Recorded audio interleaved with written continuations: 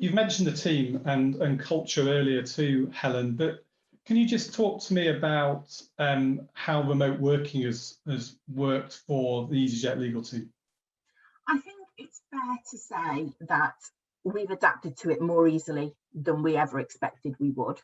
easyJet's never had a presenteeism culture, and there's never been an expectation that everybody be sitting in the office. But what we've really seen is people just lift and shift straight from one place to the next. That's not to say that there haven't been challenges, absolutely. Everybody's used to working on two screens, and when you suddenly discover you're at your desk at home and you A, don't have two screens, and B, don't have space to put a second screen up, things suddenly become much more challenging. I think trying to keep in touch with people is actually really, really hard. It's those ad hoc conversations that you have. We have our car parks off site, so we have a little bus that we get into the office, and it's really, those ad hoc conversations that you have on the bus on the way in, or when you're walking over to the terminal to get a coffee. Those are the ones that bind the team together and make sure that everybody kind of knows, has a sense of what's going on. And I think those are the things that we've really struggled to recreate and struggled to find a way to create that magic. And especially because of the challenges that the business has faced. We've all been working at breakneck speed. People have been on furlough. We've been through a restructuring. We have seen change in our business that it hasn't seen in the 25 years it's been around. And so I think it's almost more important to do it, but it's harder to do it when you're in that situation. And it's something that I think we're all, every organization, when I talk to my peers elsewhere, every organization is really struggling to create that little bit of magic that says it's not a 15-minute conversation about work or that's really structured. You're actually just taking 15 minutes out to have a bit of a chat.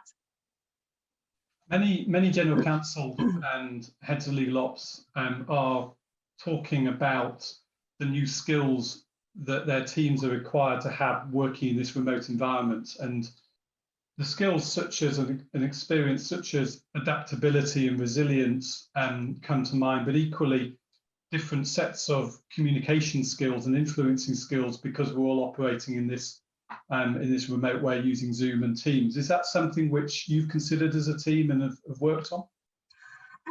It's something we've definitely considered, and we are continuing to consider. I think it's going to be an evolution over the coming months as we look at, as the dust settles of everything that's happened over the summer, and we look to next year and what we hope will be a recovery for everybody. I think we're all thinking about, well, how do we adjust through the winter phase, but then how do we adjust back into returning into work, because there's still going to be an adjustment there as well, even though it's going back to something that's very familiar. And I think that resilience piece is so fundamental.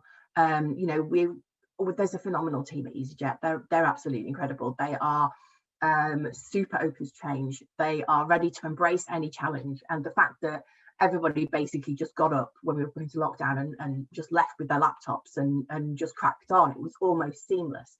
But I think it's really easy to overlook the importance of this and those contact conversations, and making sure that you're putting checkpoints in the weeks so that people don't lose a sense of the structure. And one of the things that we're trying to do at the moment is trying to corral the working day a little bit, because what we've seen is with some of the work that we've been doing, by necessity, the working day has expanded massively, as we all know it does when you're on a huge project.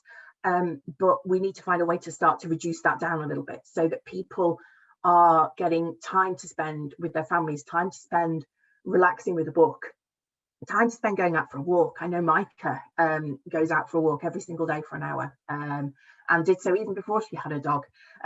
So she I think it's so important to take that time out, and we're actively encouraging the team to do that, in particular through a wellness objective that we're setting this year as part of our goal setting. And I think that's a very open objective. We're not insisting that anybody does anything specific, but it's an objective that people can take the time to reflect on what they need to do to ensure that they maintain their wellness and their resilience throughout this really quite challenging period.